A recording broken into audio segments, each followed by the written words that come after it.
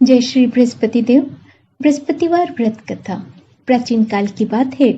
किसी राज्य में एक बड़ा प्रतापी और दानी राजा राज करता था।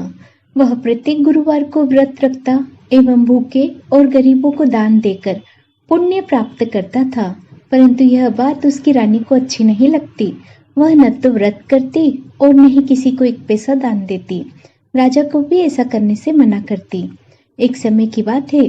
राजा शिकार खेलने के लिए वन चले गए थे। घर पर रानी और दासी थी। उसी समय गुरु बृहस्पति देव साधु का रूप धारण करके राजा के दरवाजे पर भिक्षा मांगने आए। साधु ने जब रानी से भिक्षा मांगी तो वह कहने लगी, हे साधु महाराज, मैं इस दान और पुण्य से तंग आ गई हूँ। आप कोई ऐसा उपाय बताए जिससे सारा धन नष्ट हो जाए और मैं आराम से रह सकूं। बृहस्पति देव ने कहा, हे देवी, तुम बड़ी विचित्र हो। संतान और धन से कोई दुखी होता है। अगर अधिक धन है तो इसे शुभ कार्यों में लगाओ। कुंवारी कन्याओं का विवाह कराओ। विद्यालय, बाग बगीचे का निर्माण कराओ, जिससे तुम्हारे दोनों लोग सुधरे। परंतु साधु की इन बातों को सुनकर रानी खुश नहीं हुई। उसने कहा, मुझे ऐसे धन की आवश्यकता नहीं जिसे मैं दान दूं और जिसे संभालने में मेरा सारा समय नष्ट हो जाए। तब साधु ने कहा, यदि तुम्हारी ऐसी इच्छा है तो तुम जो कहोगी वैसा मैं तुम्हें बताता हूँ। गुरुवार के दिन तुम घर को गोबर से लेपना, अपने केशों को पीली मिट्टी से धोना, केशों को धोते समय स्नान करना, राजा से हजामत बनाने को कहना, भोजन में मांस मदिरा खाना, कपड़ा धोबी की यहाँ धुलने डालना। इस प्रकार 7 बृहस्पतिवार करने से तुम्हारा समस्त धन नष्ट हो जाएगा। इतना कहकर साधु रूपी बृहस्पति देव अंतर्ध्यान हो गए। साधु के अनुसार कई बातों को पूरा करते हुए रानी को केवल 3 बृहस्पतिवार ही बीते थे कि उसकी सारी धन संपत्ति नष्ट हो गई। भोजन के लिए राजा का परिवार तरसने लगा। तब एक दिन राजा ने रानी से बोला कि हे रानी, तुम यहीं रहो, मैं दूसरे देश को जाता हूँ, क्योंकि यहाँ पर सभी लोग मुझे जानते हैं, इसलिए मैं कोई छोटा कार्य नहीं कर सकता। ऐसा कहकर राजा परदेश चला गया।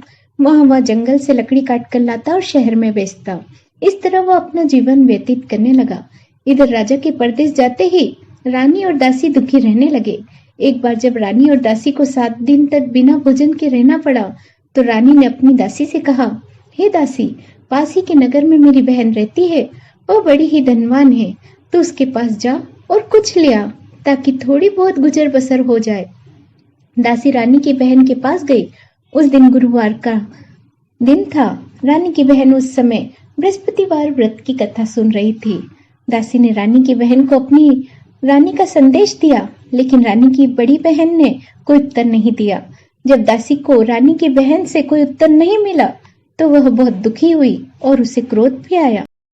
दासी ने वापस आकर रानी को सारी बात बता दी। सुनकर रानी ने अपने भाग्य को कोसा। उधर रानी की बहन ने सोचा कि मेरी बहन की दासी आई थी, परंतु मैं उससे नहीं बोली, इससे वह बहुत दुखी हुई होगी। कथा सुनकर और पूजन समाप्त कर कर वह अपनी बहन के घर गई और कहने लगी, हे बहन, मैं बृहस्पतिवार का व्रत कर रही थी। तुम्हारी दासी मेरे घर आई थी, परंतु जब तक कथा होती है तब तक न तो उठते हैं न बोलते हैं, इसलिए मैं नहीं बोली। कहो दासी, क्यों आई थी?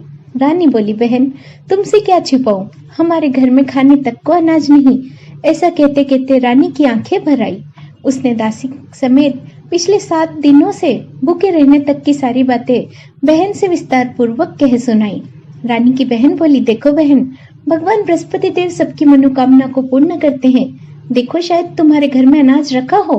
पहले तो रानी को विश्वास नहीं हुआ, पर बहन के आग्रह करने पर उसने अपनी दासी को अंदर भेजा तो उसे सचमुच अनाज से भरा एक घड़ा मिला। यह देखकर दासी को बड़ी हैरानी हुई। दासी रानी से कहने लगी, हे रानी, जब हमको भोजन नहीं मिलता तो हम व्रत ही तो करते हैं, इसलिए क्यों ना इनसे व्रत और कथा की विधि पूछ ली जाए ताकि हम भी व्रत कर सके। तब रानी ने अपनी बहन से बृहस्पतिवार के बारे में पूछा। उसकी बहन ने बताया, बृहस्पतिवार के व्रत के दिन चने की दाल और मुनक्का से विष्णु भगवान का केले की जड़ में पूजन करे, दीपक जलाए, व्रत और कथा सुने, पीला भोजन करे। बृहस्पति देव इससे प्रसन्न होते हैं। व्रत पूजन विधि बताकर रानी की बहन अपने घर को लौट आई। 7 दिन बाद जब गुरुवार आया तो रानी और दासी ने व्रत रखा। गुड़ साल में जाकर चना और गुड़ लेकर आई। फिर उससे केले की जड़ में तथा विष्णु भगवान की पूजा किया। तब पीला भोजन कहाँ से आए, इस बात को लेकर दोनों बहुत दुखी थे। चूंकि उन्होंने व्रत रखा था, इसलिए बृहस्पति देव उनसे प्रसन्न थे। इसलिए वे एक साधारण व्यक्ति का रूप धारण कर 2 थालों में सुंदर पीला भोजन दासी को दे गए। भोजन पाकर दासी काफी प्रसन्न हुई और फिर रानी के साथ मिलकर भोजन ग्रहण किया। उसके बाद वे सभी गुरुवार का व्रत और पूजन करने लगी।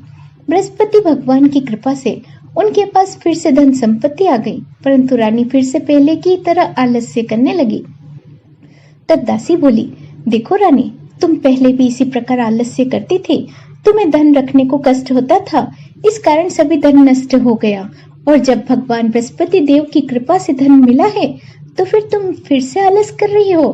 रानी को समझाते हुए दासी कहती है कि बड़ी मुसीबतों के बाद हमने ये धन पाया है, इसलिए हमें दान पुण्य करना चाहिए, भूखे मनुष्य को भोजन कराना चाहिए और धन को शुभ कार्यों में खर्च करना चाहिए। इससे हमारे कुल का यश बढ़ेगा, स्वर्ग की प्राप्ति होगी और पितर भी प्रसन्न होंगे। दासी की बात सुनकर रानी अपना धन शुभ कार्यों में खर्च करने लगी, जिससे पूरे नगर में उनका यश फैलने लगा। बृहस्पतिवार व्रत कथा के बाद श्रद्धा के साथ आरती की जानी चाहिए।